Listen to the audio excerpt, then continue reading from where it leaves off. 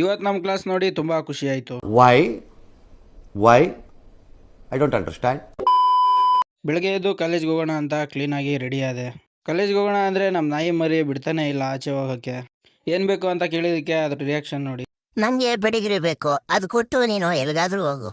ಹೆಂಗಿದ್ರು ಇದು ನನ್ನ ಬಿಡಲ್ಲ ಅಂತ ಸ್ವಲ್ಪ ಪೆಡಿಗ್ರಿ ಆಗಿಬಿಟ್ಟೆ. ಪೆಡಿಗ್ರಿ ಹಾಕಿದ್ಮೇಲೆ ಅದ್ರ ರಿಯಾಕ್ಷನ್ ನೋಡಿ. ಸಾವಿರ ಜನ ಮಾತಾಡ್ಲಿ ಅಣ್ಣ ಏನಂತ ಅಣ್ಣನ ಪ್ರೀತಿಸೋರ್ಗೆ ಗೊತ್ತು.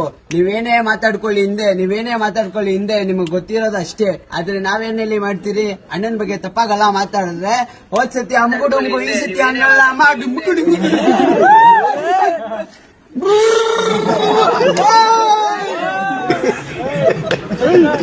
ಮಾಡ್ಬಿಡೋದು.